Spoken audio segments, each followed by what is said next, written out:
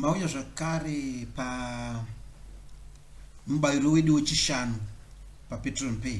Tati mibayiro iyi unenge uchingopuwa nevanhu mwechete ivavo. Munhu wani waunza anokubhadhara mari ka 6 times munhu wani iye, asi pamwe pacho anokubhadhara ari ega, pamwe pacho obhadhara ari mugrupu yevanhu vaviri, pamwe okubhadhara ari mugrupu yevanhu vatatu, pamwe okubhadhara vatutu, kusvika ka 6 times munhu mwechete wanenge waunza iye. Saka paunounza vanhu vakawanda uchiunza uyu mari muakaunti mako inopinda sehabheno zvainoitika hazvo. Saka panapa renewal muri kuona zvinoitika manje. Vanhu vese vaya vaombounza vaya pamashure apo tamboona pavidhio number 3 yai taona inge ichinzi ya binary bonus kuti unobhadharwa nemateam 2, une mateam 2 side rinenge rine zvakadzikira maningi riya ndo rinokubhadhara 50% pabinary ipapo.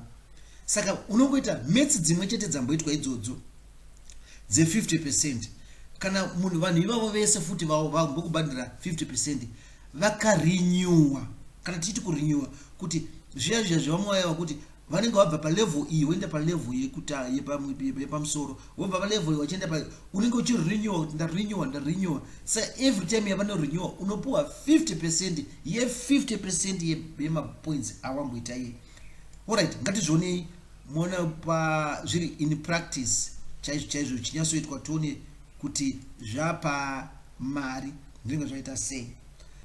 Saka ma-activation points enyu aya muchiri kwaziva kamayo atati ukabuna akapinda neiyi akarenewa achienda pastep yepamusoro, mapoints iwaya ashandiswa zvakare kushandiswa parenewal, zvinenge zvichifamba so iwe ndiwe uyu masaidi ako iya side A neside B usakanganwe. Every time unenge ne side 1 side team A ne team B or left side ne right side, zvizvo zvinongoenderana izvo zvezvo. Toti izvozvo wotanga vanhu vaya team A kwane uyu kwapinda, team B kwapinda wawo, team A yaunza mumwe munhu, team B vaunzawo, team B yaunza futi mumwe, vanhu vese ivava vachiramba chiuya toda so zvoda izvo. Pakaedzwa mapoints ese eteam A pomba paonekwa paine 120,000 points dzaiswa neteam A. Hatizivi kuti vanhu vangani vanenge vakawanda vanhu vari kusaidi ikoko vaunza kudaro.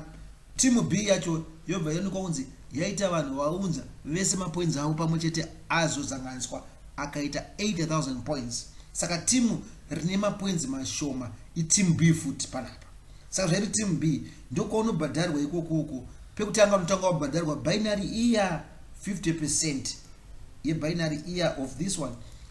Izvi apa vanhu wabhadhara kudhara pa number 3 pa binary paipai wangu wabhadharwa kudai so vazorenewa futi vanhu vamwe chete ivavo unobhadharwa futi 50% yezvawambobhadharwa ye 40,000 yawambopuwa kwekwe wakupuwa futi 50% iyoyo yobva dai so. Saka result unenge wakupuwa futi 20,000 wambopuwa iri 40,000 ezvo wapuwa futi 50% yacho 20,000 yekutenda kwakudzi una timu yako uri kugona kumanage timu yako yese kuramba ichiendera mberi. Saka 20,000 inobva yaenda straight kwauri sebinance. Mapoints aya anozozanganiswa iwewe kuti uzowana mari. Uchazozviona futi kuti mapoints aya kana azanganiswa mari yako inozowanda sei. Vakomana imari every time ucharamba uchiona mari ichipinda.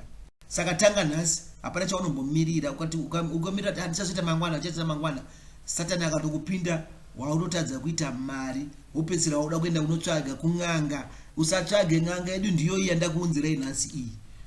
Vamwe muchatanga kutaurwa kunzi pene zvakatsvaga pene zvakatsvaga. Hapana, apa panapa zviri fair. Saka enda kune munhu ashare newe video iyi, kana kuti munhu auya kugroup kunoku akuunza kugroup kunoku, kana kuti munhu akudeedza kuti hende unombononzwa wega chitsvaga munhu iye umva kuti ashamari ndakutoda kutanga nhasi nokuti mabonuses ari every day. Musati waenda after manzwa voice tiri mutisirewo like kudzasuko kune like kune button riko iro mungoklika like padzasapo mobva maona kuti button rakatsvuka futi iro rakanzi subscribe. Mukarikilika iroro munobva maoneka kuti maane access kumavidhio edu ese zvawo. Ridzai bhero iro riri kudzasi iro futi kuti musashotwe chese patinenge takukanda chinhu munobva maziviswa kuti kune chitsva chauya.